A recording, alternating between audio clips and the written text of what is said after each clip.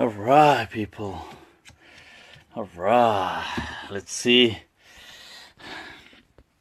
what's going down today.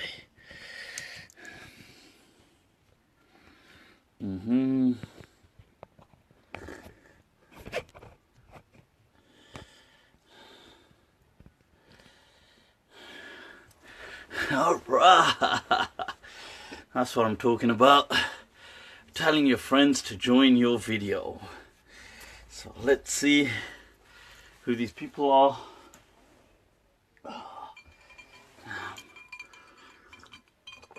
Assalamu alaikum. Nazakat Ali, how you doing? First question I have to ask is, can you guys hear me okay?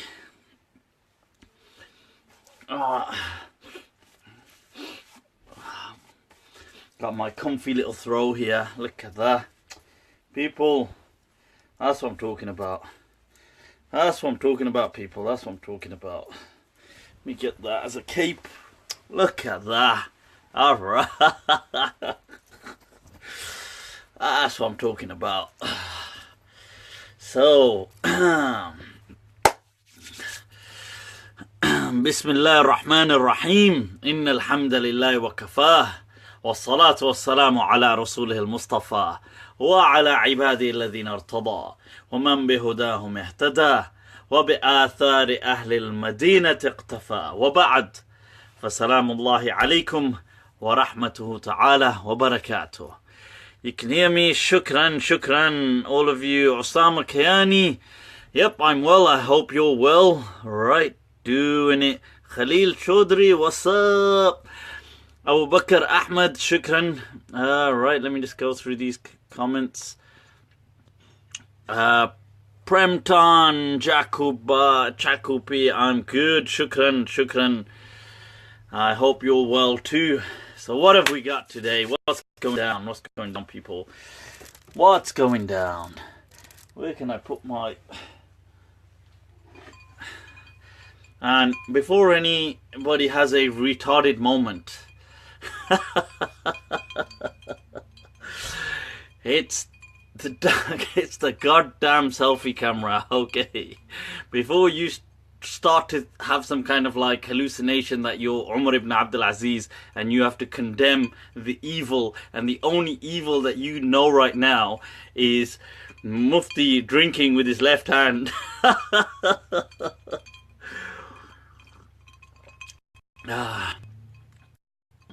Don't forget the Mu'tazilite. Yeah, that's a good question. I won't forget that. Right, so just to clarify, people. Do you know somebody got worked up last week because I said, I know what I should do. I should drink with my left hand, and therefore everybody would think that I'm drinking with my right hand. And this guy had a sudden taqwa surge. Out of love for the Deen of Allah, he felt so pressed to condemn that how dare I take such things lightly. Ya salam. Anyway, my only words to him and people like him is, get a life, bro. Because you must be living a serious misery if that... Honestly, life must just be miserable. Ya salam. Anyway, people, be grateful for what Allah has given you in this dunya. Enjoy life. Live each moment, people. Enjoy, yaar. Enjoy. You're only going to be on this dunya once, and this dunya is what you have right now. They are the blessings of your Lord. Indulge. Don't fear in indulging in His ni'am. This is from His blessings to you, that He wants you to indulge in them. That's why He's given them to you. Cheers to that. Sorry, let me do the Islamic version. Hani'an. Right, anyway. Let's take some questions. Any of metabolism versus prophetic nutrition. Many people have the nutritional context of Allah. Look at that. Look at all the love. Right back at you, people. Right back at you. Right, shukran. Right, makes me laugh. Oh, Shireen, it ought to. See, laughter is contagious. It is from the most amazing gifts of God to mankind, laughter, I tell you. Right, what do I think of... Let's start with an interesting left hand. There you go. For the record, I am actually left-handed. And so for those people who are going to try to condemn me later on, you see I wear my watch on my left hand, okay, but I am left-handed, and it's one of those things I have to say I'm very, I don't know, I'm proud of. Left-handed people, they have a uniqueness to them. Right, so let's get started. Okay, I'll tell you what, let's take a serious question. There was a question right at the beginning. I don't know how far back this will let me go. I could see there Amira said, Salaam alaikum assalam, Amira, shukran. And it's okay, we've got a question. I can't see it on the screen right now, but I did read it as I kind of, as people were logging in, about is there a set finance or expense towards children? I take it that was in perspective of the father. Does the father have a set finance? This in Arabic is called nafaqat. Okay, so expenses.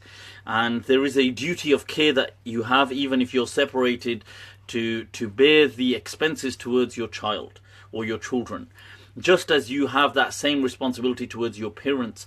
And in essence, also, and there's a difference of opinion on this last point, but I do believe, also towards people who have some link with you and they may become in need at a particular time.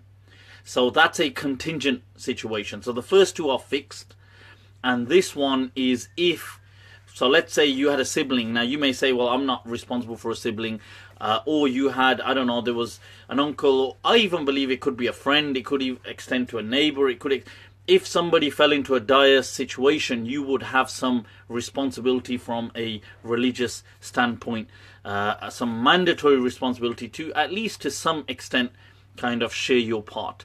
Now, to children, it's unquestionable, and likewise parents. Now, the thing is, Islam has not, including to the wife as well. So since this is from the father's perspective or the husband's perspective, he would have to bear the expenses of his wife, of his children, of his parents. These are Islamic obligations, fundamental obligations. So what does he have to give, let's say, the wife or the children or the parents? Is there a set amount? There isn't a set amount. The Sharia hasn't said, okay, everybody give, you know, I don't know, £85 to the to the child, and just give away your credit card to the wife, and give away. These things are not determined. Okay, they what the fuqaha call ala al-muta'araf, hasab al-muta'araf, according to whatever is kind of is understood to be normal. So you know, if it's obviously children, what would cover their expenses, I don't know whether that's going to be food, clothing, education, stuff like this. There isn't a set amount. The same thing, I suppose, with whether it's going to be a wife or whether it's going to be the parents, whatever would cover their kind of their general expenses. Now, and that would also take into consideration your own means as well. So, I mean, what you have to give. Obviously, I mean, if you don't have much to give, then you can't be giving some, you know, it's not expected from you, but if you do have, then it is expected from you. That's what it is. I do see a lot of divorce cases, I would say, that I see a lot, right? And the thing is, and I sometimes supervise some of these things and assist in these matters. And so I would say that naturally you see, the problem, I think, is that when a couple are splitting, right, let no man cleft asunder what God has joined in union. But the thing is, anyway, ignoring that verse of the gospel for a moment, when they do split asunder, when they go their own ways, the thing is that people there's I think it gets very messy with a lot of people. It shouldn't be that way, but it is. So when you look at the Quran, it speaks of imsakum bi ma'ruf or tasrihum bi ihsan, that you live together with kindness or you part ways gracefully. But seldom do people do things like that. So this is why people, then the husband doesn't support, let's say, the children in many cases. And also, I have to say, from a lot of cases I'm seeing, I'm not saying it's like that with everybody, but the mothers will sometimes instrumentalize the children as a tool to exact revenge from, or well, not revenge, but to kind of like, to, I don't know, to occasion some harm, if you like, on the husband, in saying, well, you don't have access, they'll block access and won't allow them to. And really, in all of this, the true people who suffer are the children. And I think people, and I see so many of these kind of cases, and it's difficult explaining to people, but people will, they're going to live their lives, but the real victims in this situation on both ends are the children, that they're not being maybe given the kind of expenses that they do deserve, and on the other hand, they're not being given access to both parents, which they do. So, but people are people, huh? May Allah make things easy for each and all, and may He guide us to the voice of reason. So the thing is now, okay, so that's that question answered. What else have we got? Move on to something a bit more. Waqar Hussein Hassan asking, can we keep dogs as pets? Can we keep dogs? God, dogs. I have to say, you see, as a Pakistani, I think I've got like a phobia to dogs. I can't be around dogs, honestly. I don't. It's just my upbringing. Although the Maliki, that's not the fatwa though. the Maliki madhab is actually quite relaxed on these things, and you can keep dogs as pets. A lot of people made an issue about them being in the house. I would say that, in my understanding, you can keep them in the house, but you should be kind of conscientious of the Muslim community as well, because a lot of people do consider them to be impure, and so if you have Muslims coming into the house, it may cause, I don't know, issues. It may, maybe they'll feel uncomfortable with certain things, and so I'm just saying, just be mindful of the whole greater picture, that's all. Right. Keto Beardo. Alright. Fatwa regarding metabolism. There you go. Right. Prophetic nutrition. I honestly don't know what prophetic nutrition is. You see, the thing is, I don't think in my understanding, I don't think the Prophet ﷺ was giving us kind of like nutrition or diet related advice in general. I know people take this line, but this is, in my understanding, it's all part of that kind of synthetic Islam that we have in this day and age. But in my understanding personally, I don't think there was any. I'm sure their food may have been more healthier, just as today rural food is much more natural, organic, and therefore much more healthier than, like fast food and city food and stuff like that. So I'm not doubting the healthiness of what the Arabs in the time of the Prophet ﷺ ate. Compared to our fast food culture, undoubtedly it was much more healthier. But I don't think that was an Islamic thing per se. I think the Prophet ﷺ, apart from making the food halal, he just ate whatever he ate, like what the people around him ate. He was a part of them. So they would eat, like sometimes, I don't know what exactly we call it actually. I'm not even sure what we exactly call it in Urdu.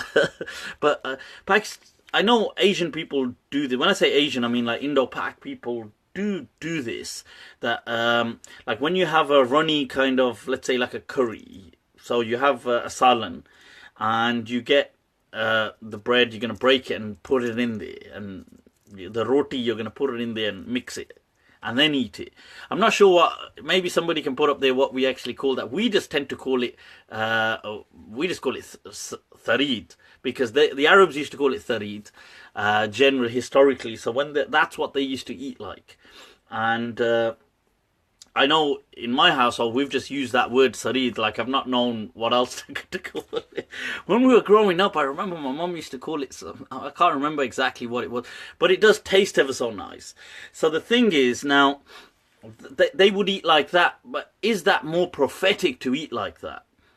I don't think it's necessarily prophetic. I just think it tastes good, and obviously their food was healthy, so I don't actually necessarily endorse such thing as a prophetic diet. I just believe that, you know, an organic diet is awesome. So, you know, in the time of the Prophet ﷺ, they ate different things. So it was Khalid bin Walid or one of the companions was eating a lizard, and their lizards, by the way, were like you know, if you search, they weren't the geckos, the kind of small little things like that. The lizards were massive, yeah. So if you search that, I mean, you can see an image of it, but in the hadith, the companion was eating it, and he offered some to the Prophet, and the Prophet said, he abstained, sallallahu alaihi wasallam. So the Sahabi thought, well, is this haram? And the Prophet said, no. He said, la. He said, haramun huwa? The Prophet said, no. He said, غَيْرَ أَنِّي لَمْ أَجِدْهُ بِأَرْضِ قَوْمِي فَأَجِدُنِي أَعَافُهُ. He said that it's just, I didn't find it amongst my people, like where we grew up. We never used to eat this. So I find it quite, like, nauseating. It makes me just a bit sick. I can't have it. So the companion carried on eating. Now you see here that the Sahaba weren't trying to all embody the diet of the Prophet. They weren't trying to say, oh, so what do you eat? What do Quraysh eat specifically? They weren't trying to do that. So it's just a natural, you know, whatever's natural. If you guys eat rice, you eat rice. Obviously the Arabs traditionally didn't eat rice there, but if you eat chapatis, whatever you eat, just go for it, people. Next question. All right. What do you think of group dhikr? Mo, how you doing? Group dhikr, you know, whatever, different things do it for different people. All right. My personal opinion, I've discussed this. Please watch my video on a lot of laughter faces there. Please watch my video on innovation in Islam and how that was interpreted by the ulama. There is a split position on what they call, can bid'ah be good? And although a lot of the early Malikis didn't accept it, the later man did. So I respect all these positions. As a person, personally, because I was asked, what do you think? I would say just stick with the Sunnah, it's safer. So whatever the Prophet did do, I would say that's better to do. And whatever he didn't do, I'm not saying it's haram or you can't do it. But in my opinion, personal opinion, it would be easier and better to do what he did do. And there's plenty in that to preoccupy your time. But if some people, I know group dhikr and stuff like this is a core part of their life, it's something that gives them incredible meaning. So if it does that for you, alhamdulillah. I'm not gonna say to you, don't do it, don't, whatever. You're still doing something good at the end of the day. You're doing it better than people like me. So when are you coming to America? I don't know. I've got to come to the States, man. I don't know if they're going to let me in with the, with Trump coming in or whoever it is. I wonder how strict the immigration's going to get. But let's see. What up, Habib? Muhammad Iramiya? Arra. What's up? What's the stance of Sharia? I just answered that question. Do you still remember your hifd? Faisal Khan, I really need to go over my hifd, I really do. Have you ever suffered depression, Imam Sahib? What advice do you give the Ummah? That's a good question. Subhan Noor Ibn Atiq Chaudhry Sahib. I don't know, really. I mean, I suppose we've always been sad at some point. We've all been, we've all had moments of sadness. Although it doesn't sound like it.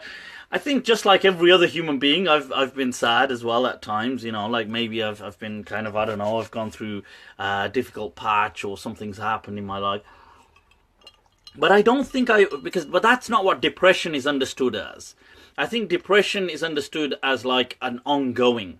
So you're not just sad and down, but you're down for a long period of time. We're not talking just 1 day or 2 days. We're talking like, like months, year maybe, like, alhamdulillah, I mean, nothing like that has happened to me. I mean, I've been, naturally, I remember a few years back, my life was really turned upside down with some traumatic kind of events and stuff like that, and which followed in, which you're more than aware of, my car being put behind bars and stuff. And I think the thing was, like, obviously there was tragic parts to that. There was sadness. There's stuff that's gonna happen. It's gonna hurt you as a person. I have to say that morning as an example. When I was going, I remember having to, it was a few years back, totally irrelevant, but when I was going, and it was the day I was going to get sent down, but there was a chance maybe I wouldn't, but I was kind of knew it, and I had to pack some stuff, thinking, that this might happen tomorrow, and I put my daughter's photographs in there, and in the morning, I just kind of tried to sneak out, like, to go. Obviously, my friend was waiting to take me. And I remember my daughter woke up, and I didn't want her to wake up, and she woke up, and it was difficult. It was difficult. And I went, and obviously, I was given a vacation for a good few months. But the thing is that everybody's life will face some moments of challenges, some difficulties, but I think. Just see through them, like, naturally it will get to you momentarily, but you've got to, you gotta laugh a lot more. Even that, like, okay, it was for that moment, but then afterwards, I was back to my normal self, cracking jokes, doing this. In fact, I'm probably one of the worst people, I don't know if Shaban's on live today, but he was saying the other day as well, but, like some of my friends say, I'm probably one of the worst people to have around, because I will, in a tense situation or a sad situation, because I will just crack jokes everywhere. He was saying I will crack jokes at a funeral. I can't help it, honestly. This is why I don't like going to these places, because I will just see something funny. I get myself into so much trouble with these things. I'm telling you, I see like funny things in everything, and it becomes really, especially, we were at a mate's funeral actually, and I couldn't help but crack jokes. Obviously, he was, needless to say, very offended. But my point is, this is it. Look, this is life. Like, there's nothing wrong in seeing the funny side to things. Don't get me wrong, you'll all have the downside and stuff. But just don't let yourself be down. Do things to distract yourself. If you're feeling depressed, distract yourself. Go out, if you're somebody who goes to the gym, go to the gym. If you're somebody, that's a good way, by the way. If you're feeling frustration, go to the gym, pump it out, seriously. If you're into the steam room, I find that really kind of works wonders on me to kind of really unwind. Sometimes I've had, like, somebody asked, like, one of the question here is, if I was really stressed out, what would I do? I'd honestly go and have a super long session in the steam. Really works wonders for me. Amidst a few other things.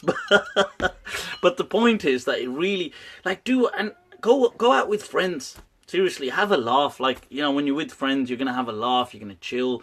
Do this more often, enjoy life, socialize.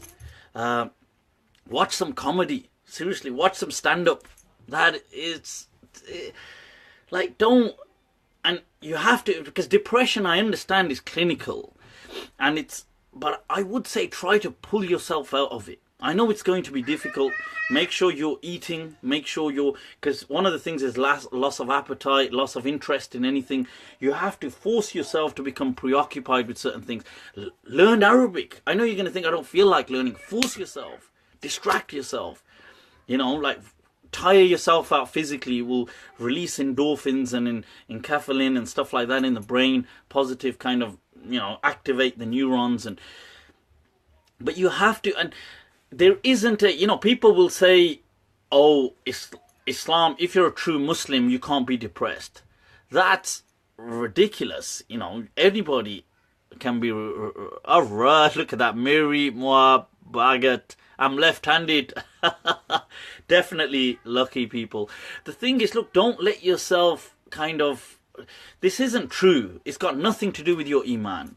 You could be the best of people but still fall victim to depression. And Islam doesn't have a miracle solution for it. It's not going to say, hey, oh, you're depressed, here, recite this dua, like, Allahumma, wow, I'm feeling awesome now. It doesn't work like that. You wish it would. Only a retard. I heard somebody say on Facebook once, oh, you're depressed, that's because you're lacking in Iman. I thought, what a retard. I thought, what? You're just going to depress them even further. Like, that's just, it's wrong, okay, on all levels. Anyway, let's move on.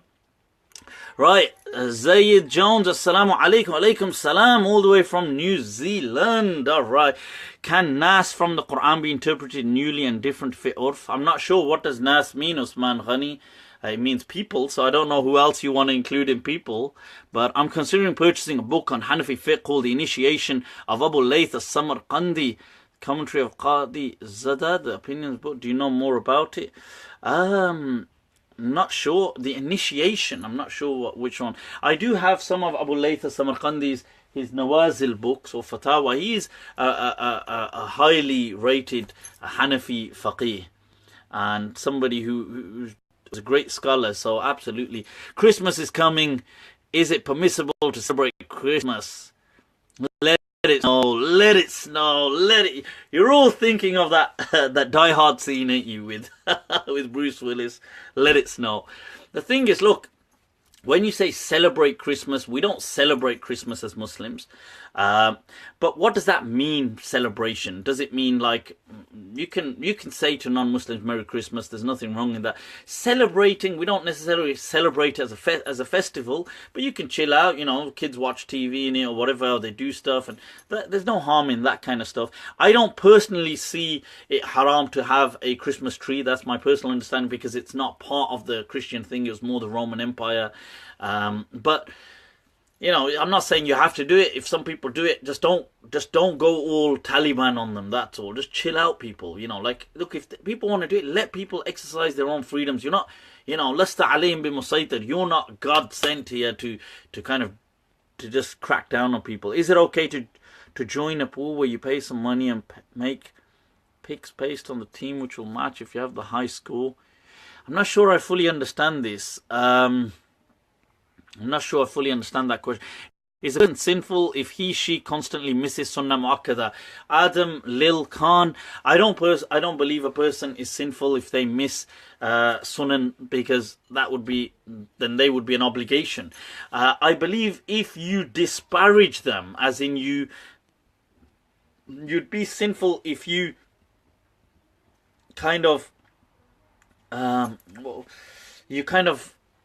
despise them, like Sunnah, or look down on them in that despicable way, then but that's for your kind of attitude towards them, not for your not being able to perform them, okay? Because they're Sunnah.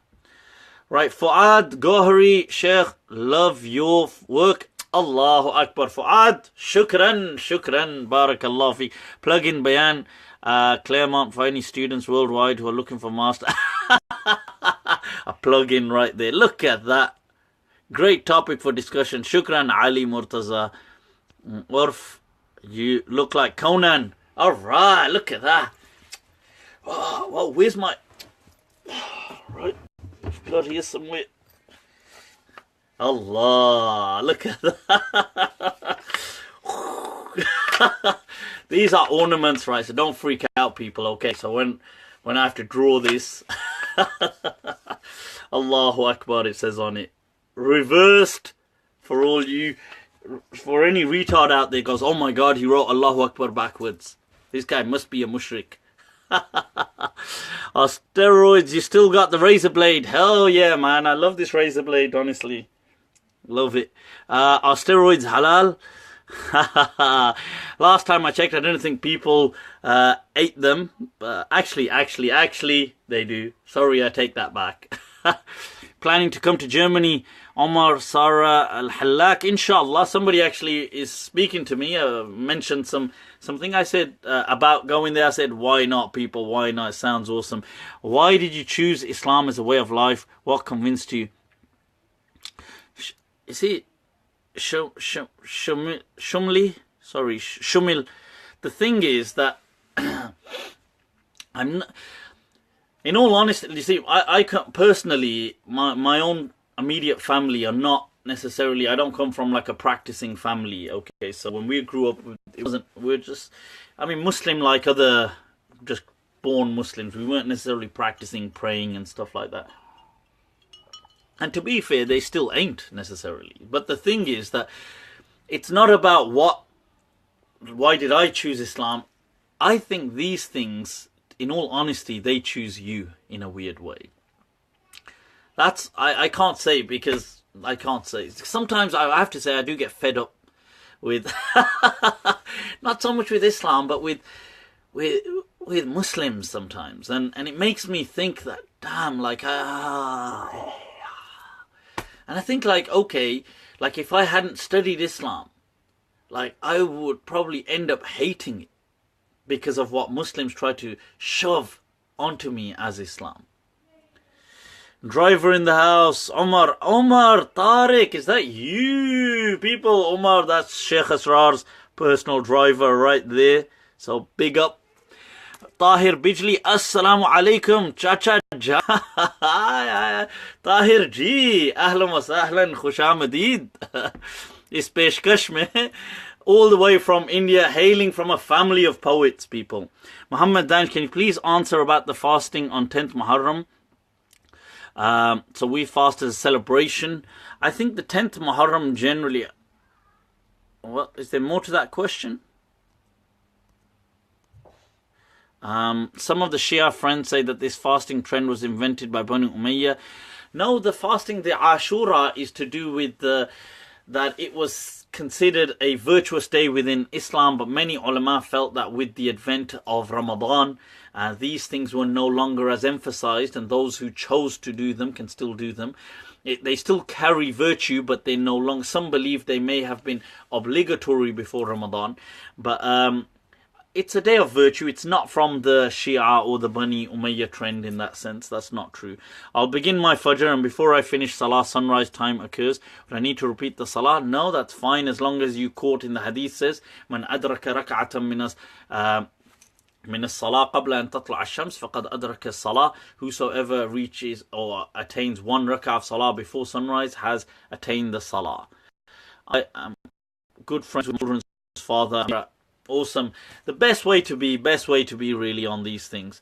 Assalamu alaikum, dear Mufti. How are you? Big salam from Italy. Alright, I've answered the question on dogs. Yep. Do you subscribe to the view that Imaan fluctuates or it's a constant in a person's life? You see, it's a good question. I've read that debate in detail historically when we were studying that. Does Imaan go up and down or what?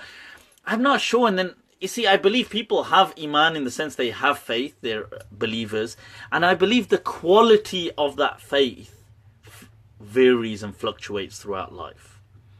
So I'm not sure what that exactly means then, but that's what I believe. What's your opinion on men and women shaking each other's hands? Shaheen, generally shaking hands is not permitted, generally, but I would say if it's in certain contexts like business and where you go into, or in work, a job interview or other things like this, many ulama like Sheikh Abdullah bin Bayya and others have said it's permissible. People like Sheikh Yaqubi have also through action demonstrated its permissibility, and I personally am of that opinion as well, that in those contexts the main thing is not to go weird. I don't believe it's haram in those contexts, and I'm sure many people will disagree with me. Define the voice of reason and your understanding of it. Ziggy, well, the voice of reason it's the voice of reason. I mean, I don't think, you see, if you have to define what is reason to people, that's like saying define common sense. Define what makes sense to people. Allah in the Quran, right throughout the Quran, is calling us to saying, look, can this be God? I mean, أَفَلَا تَتَفَكَّرُونَ, أَفَلَا تَعْقِلُونَ, don't you use your reason? Allah is saying in the Quran. So one could ask, well, what does Allah mean by why don't we use our reason? First of all, Allah should define what reason is, and then we should use it. No, but Allah is teaching us that we all know that we have a certain sense of of reason, and we ought to resort to it. And that was the true message and the da'wah of all messengers, or the key messengers. Amira reverts are not going to give up their pets. I believe that they're not gonna, and I would have no issue with that personally. I think they shouldn't have to. Shouldn't you drink from your right hand? Saqib Junaid Khan. No, because I follow Lucifer. What's my devil signs? Devil sign. Devil. Relax, people. It's the right hand, man. How many times do I have to say? It's the right hand. It's a bloody flip camera. God damn it. Welcome to the real world. Some of you are going to end up getting trolled by me on Snapchat. All I'm saying is warning alert, people. Warning alert. Right, so the thing is now, it's recorded from the food choices or medicines are based on preference and so what was available. Absolutely, I agree with that. And you, Yasin, mirror effect on camera. Okay, let's go. Langar. Alright, Umar. Sir, is it said that the Prophet fasted on as a celebration? I don't know. I've answered that. It's called churi. Oh, it's called churi. That's it. It's called churi. There you go. Churi, that's what they used to call it. They used to call it something, I think something else as well. But they did call it churi. That's it. See, look at that. Yeah, look at that. I was trying to figure out what they called it. Look at, we've got some proper desi experts on the line here. Could you give some advice on all the youth who have kind of abandoned the practice of Deen, many ignorant Imams? I think it's difficult because I would say to them that, look, Islam is much more kind of encompassing. That this is a caravan of hope, not despair. And, if you're fed up with something, I've read, you know what, I'm going to tell you, I read the other day, this question being set out to some ulama about this woman saying, she had hijab on and stuff, and that's because they shared the picture that this organization did. And she said, well, I struggle with my salah and stuff like this and blah, blah, blah. And I've come to the conclusion anyway, I'm not happy with Islam. I'm giving it up. And their advice, subhanallah. But they were like, please don't give up. They're like, you know what, you need to seek repentance. You need to ask Allah to forgive you. You need to stop your sinning. You need to beware. This is the devil talking to you. I was like, what the hell was that? Yeah, good job, bro. I think you definitely did it there. That made all the difference. It's like, what the hell is that about?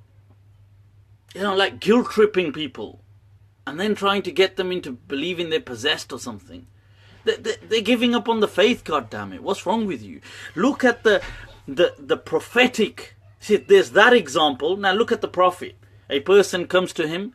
In fact, the woman comes to him complaining about her husband, and one of the complaints she says is he doesn't pray Fajr.